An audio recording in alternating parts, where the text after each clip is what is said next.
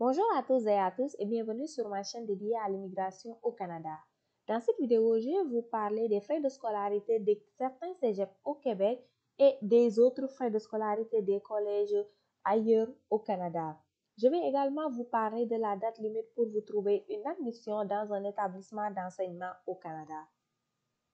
Commençons tout d'abord par les frais de scolarité pour les cégeps au Québec. Donc, tout d'abord, nous allons regarder les frais de scolarité pour l'établissement le SRAM, le service régional d'admission du Montréal métropolitain. Donc, vous pouvez rentrer sur leur site afin de regarder les types de programmes qu'ils offrent. Donc, sur les frais de scolarité pour les étudiants internationaux, les frais de scolarité s'estiment entre 13 592 et 21 066 par année, dépendamment de votre programme d'études. Donc, à noter également, comme dans la majorité des établissements d'enseignement, que ce soit pour les cégeps ou les universités, il y a toujours d'autres frais associés en tant qu'étudiant, d'autres frais reliés aux frais de scolarité. Donc, ce ne sera pas le montant que vous allez payer, mais il y aura d'autres frais, que ce soit les frais liés à l'accès aux bibliothèques, aux bases de données, entre autres. Mais sachez que pour la SRAM, les frais de scolarité sont estimés entre 13 592 et 21 066 par année, ce qui est quand même un bon montant, en tout cas pour le 13 592 par année. Passons maintenant au Cégep Saint-Jean-sur-Richelieu. Donc, vous pouvez également regarder au niveau du site pour voir les types de programmes d'études qu'ils offrent. Parce que sachez que dépendamment de chaque cégep, ils offrent des programmes assez diversifiés. Donc, prenez votre temps et vérifiez pour chaque cégep les types de programmes qu'ils offrent à chaque fois. Maintenant, pour ce cégep-là, les frais de scolarité sont estimés pour les étudiants étrangers entre 13 000 et 21 000 canadiens, dépendamment du programme pour une année scolaire au complet. Donc, encore une fois, si jamais vous tombez sur un frais de scolarité à 13 000 par année, sachez que c'est un très bon frais de scolarité. Donc, pour les cégeps Saint-Jean-sur-Richelieu, vous pouvez également, dépendamment de vos notes, vous pouvez avoir la chance de bénéficier d'une bourse d'exemption des frais de scolarité supplémentaires octroyés à certains étudiants qui étudient au Québec. Mais sachez également que dépendamment du domaine dans lequel vous étudiez, donc à partir de la rentrée d'octobre, si jamais le cégep vous accepte, vous pouvez également bénéficier d'une bourse d'exemption. Donc ça aussi, c'est à tenir en considération. Et en général, si jamais vous bénéficiez de la bourse d'exemption des frais supplémentaires, vous payez un frais de scolarité au même titre qu'un étudiant québécois. Et pour les cégeps, c'est un frais qui est vraiment peu. C'est aux alentours moins de 3 000 par année. Donc, si jamais vous avez la chance d'avoir une bourse d'exemption, ça, c'est quelque chose que vous pourrez tenir en considération. Maintenant, passons au cégep Limoilou. Pour les frais de scolarité au niveau du cégep du Limoilou, donc on va regarder en tant qu'étudiant étranger, les frais sont estimés entre 6 796 par session à 10 533 par session. Donc, ça veut dire dépendamment du programme, du catégorie dans lequel vous allez étudier, vous allez payer plus ou moins cher. Donc, quand je parle de par session, ça veut dire c'est juste la session d'automne. Par exemple, si vous arrivez en septembre, ce sera de septembre à décembre que vous allez payer ce montant-là. En janvier, vous allez repayer le même montant de frais de scolarité. En général, les frais de scolarité pour l'automne sont un peu plus chers parce qu'il y a beaucoup de frais afférents. Par exemple, l'assurance maladie, vous allez le payer en automne et ça va vous couvrir une année. Donc, en hiver, vous n'allez pas avoir ce frais-là qui sera récurrent. Donc, en général, l'automne, ça coûte plus cher, mais sachez que pour les frais de scolarité, c'est quasiment le même. C'est juste les frais afférents qui diffèrent parfois. Donc, les frais les moins chers, c'est par rapport aux études liées à la technique humaine, aux techniques humaines et aux techniques administratives, mais également les formations préuniversitaires.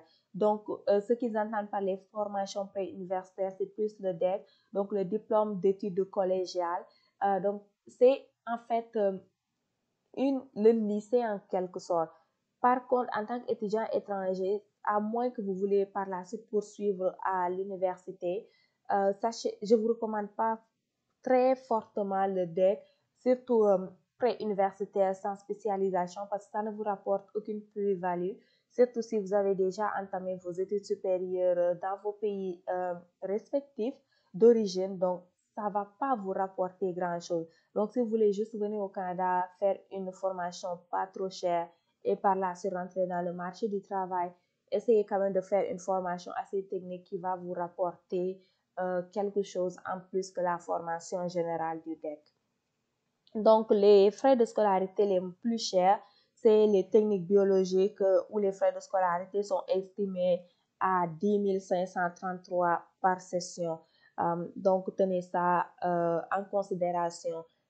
Donc, sachez également, si jamais vous bénéficiez de la bourse d'exemption du Québec, votre frais de scolarité sera beaucoup moins faible que ces frais de scolarité-là. Donc, ça, c'est à tenir en considération. Donc, maintenant, on va regarder l'autre cégep qui est le cégep de Saint-Laurent. Donc, pour le cégep de Saint-Laurent, les frais de scolarité pour un étudiant étranger international sont estimés entre 6 621 $ par session à 10 262 $ par session. Donc, la même répartition est aussi valable à ce niveau-là qu'au cégep de Limoilou. Donc, les frais de scolarité les moins chers, c'est pour la formation pré-universitaire, le DEC, et les techniques humaines. Par la suite, il y a les formations, les techniques physiques et les techniques arts et lettres qui coûtent un peu plus cher, 8 571 $ par session, donc par trimestre.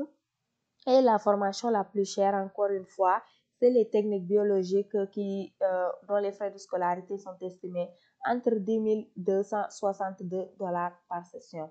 Quand même, je trouve ce montant-là assez élevé, sachant que si jamais vous faites une formation universitaire, c'est un coût assez semblable, un peu plus élevé entre 1000 et 2000 $, mais quand même, je pense pour un cégep, le frais de scolarité est un peu trop élevé.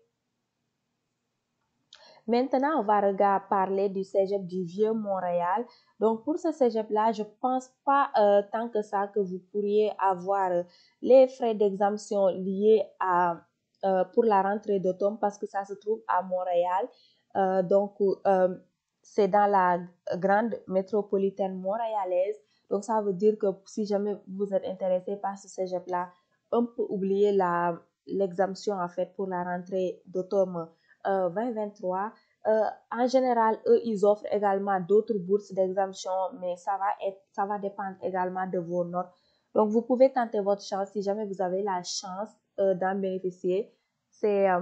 Donc, c'est bon pour vous. Donc, n'hésitez pas également à tenter votre chance avec ce cégep-là. Donc, pour les frais de scolarité, c'est entre 6 372 $ par session à 9 877 $ par session. Donc, les frais de scolarité les plus chers, c'est toujours les formations en technique biologique et les moins chers, c'est les techniques en sciences humaines et les techniques administratives ainsi que les programmes pré-universitaires, donc le DEC général qui coûte aux environs de 6 372 $ par session. Donc, quand même, vu que ça se trouve dans la région métropolitaine montréalaise, je trouve quand même les frais de scolarité pour ce cégep-là pas trop élevés comparé par exemple au cégep du Saint-Laurent. Donc, n'hésitez pas à regarder ce cégep si jamais vous êtes intéressé par le cégep. Donc, maintenant, on va regarder le cégep de l'Outaouais. Donc, vous pouvez à nouveau regarder les programmes qui vous intéressent. Maintenant, en ce qui concerne les frais de scolarité pour les étudiants étrangers, ça varie entre 6 000 $ à 10 000 $ par session, dépendamment de votre type de programme. Dépendamment également de votre statut, donc ça veut dire si vous étudiez à temps plein ou à temps partiel, des frais peuvent varier. Sachez qu'en tant qu'étudiant étranger, vous êtes obligé d'étudier à temps plein au moins à votre dernier trimestre d'études où vous serez autorisé à étudier à temps partiel parce que techniquement, c'est la fin de vos études. Mais avant ça, vous êtes obligé obligatoirement à étudier à temps plein, que ce soit pour les cégeps que pour les universités, ça revient à la même chose. Donc, sachez également que pour le cégep de l'Outaouais, vous pouvez bénéficier de la bourse d'exemption des frais supplémentaires pour donc la bourse d'exemption pour bénéficier des mêmes frais qu'un étudiant québécois. Donc, ça dépend également de votre note, de votre dossier.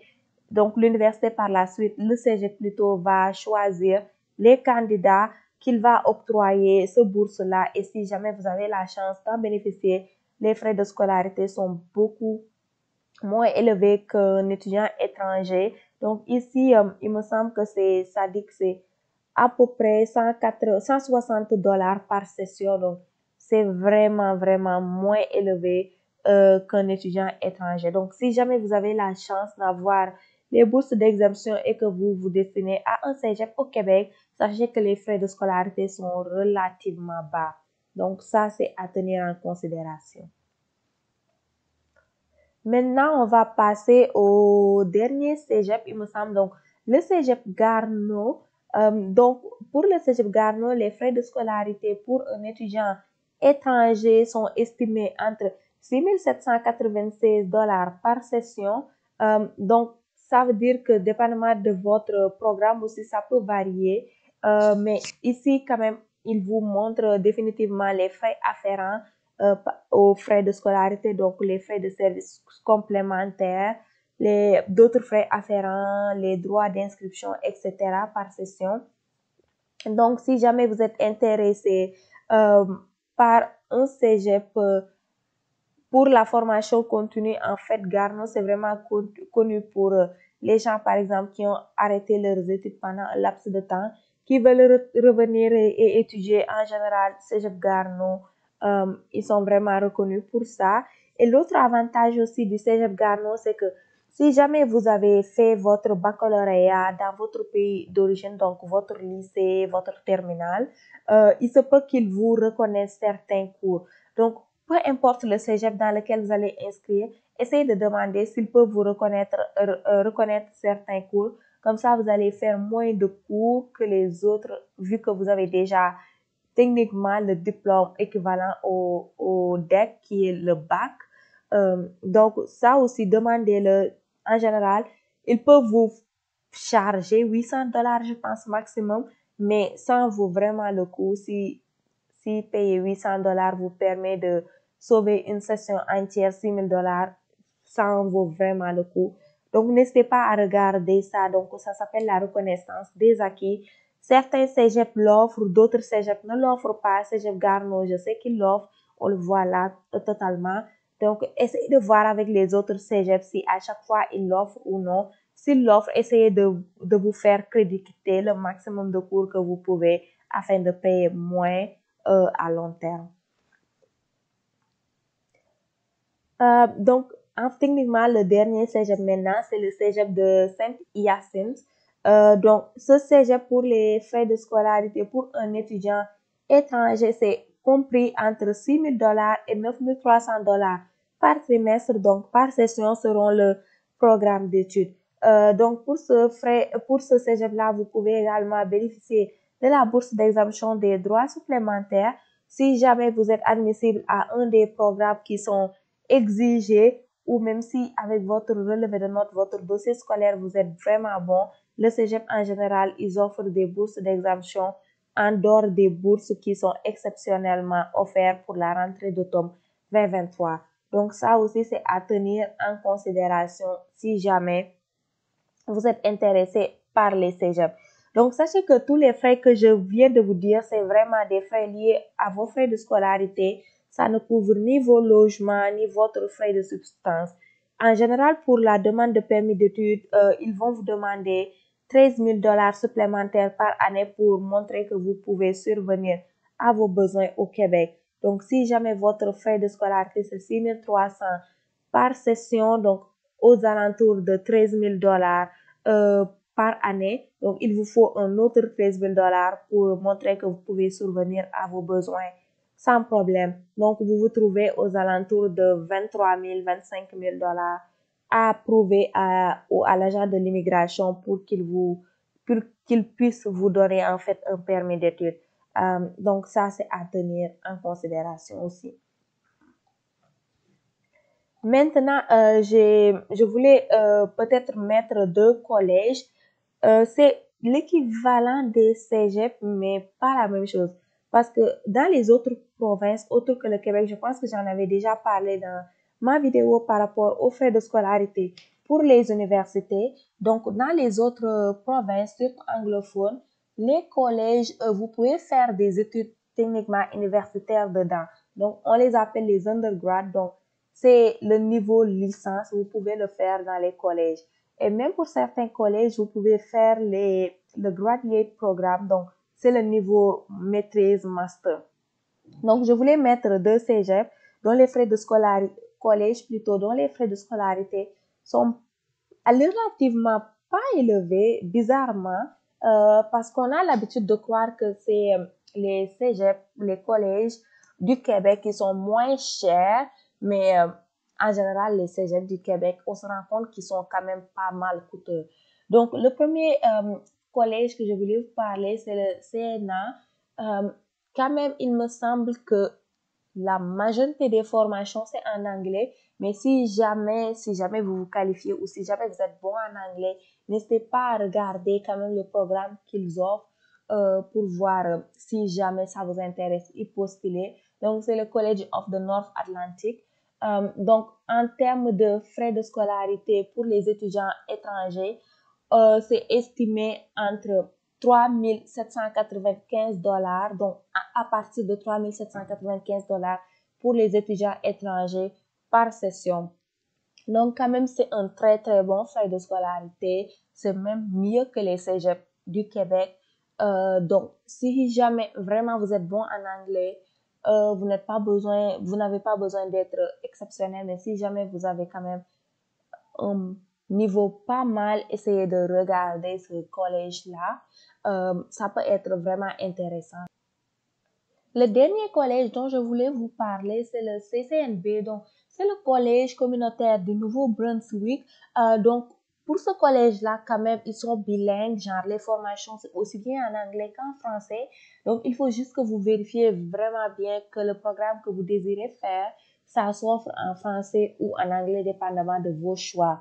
Donc, pour ce collège-là, pour les étudiants internationaux, les frais sont estimés, commencent à partir de 9 576 $ par année. Donc, c'est un très, très, très bon frais de scolarité. Franchement, pour un collège, c'est vraiment bon. Et comme je vous le dis, les collèges communautaires en dehors du Québec, vous pouvez faire des études en undergrad, donc l'équivalent, c'est la licence.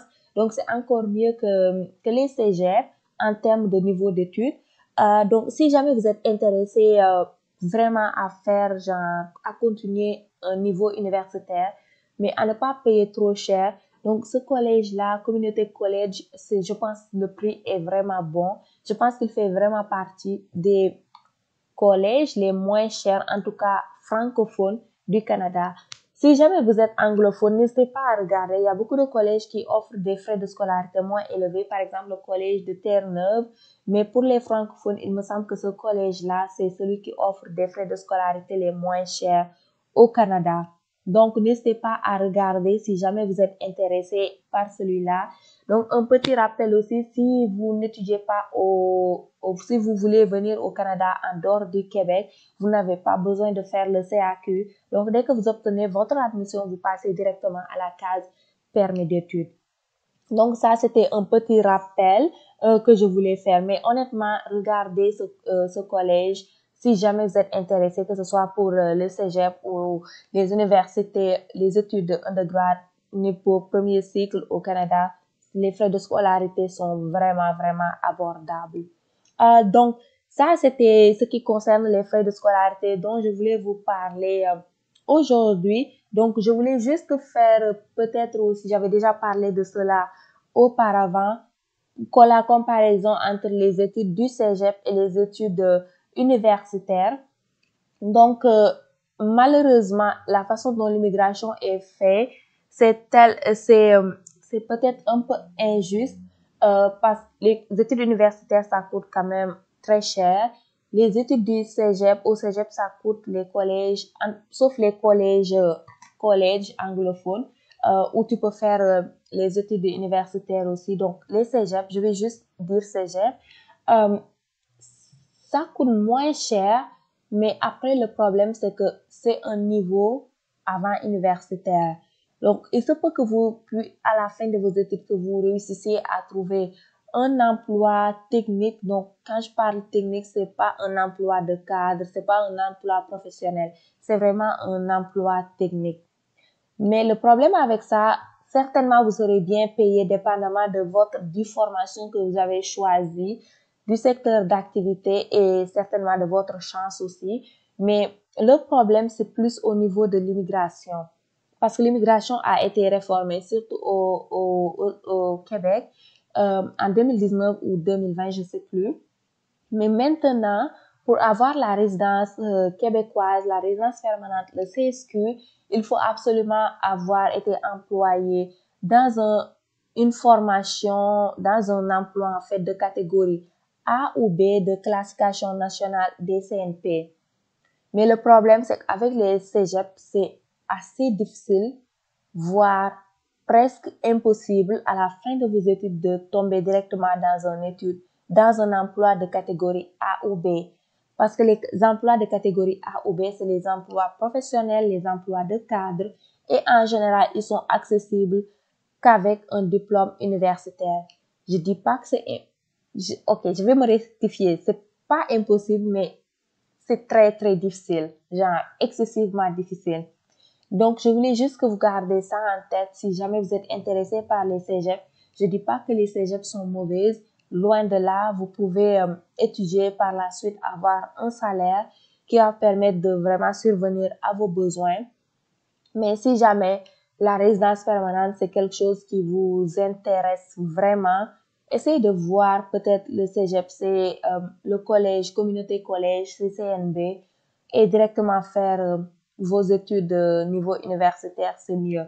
Avec le CEGEP, vous pouvez commencer en tant que technicien et par la suite évoluer dépendamment de à quel point vous êtes bon dans ce que vous faites. Mais ce sera un risque à prendre et ce sera à vous de le prendre si jamais vous venez faire vos études au cégep. Donc, encore une fois, le cégep, c'est vraiment bon et surtout pour certaines catégories, c'est exceptionnellement bon. Pour certaines catégories, il n'y aura pas de problème. Par exemple, les sciences infirmières, il n'y aura pas de problème à ce niveau-là parce que quand même, c'est des emplois qui sont vraiment très en demande au Québec et il y a des programmes pilotes qui permettent aux gens qui occupent ce type d'emploi-là d'accéder plus facilement à la résidence permanente. Donc, pour eux, ils auront pas tant que ça des problèmes.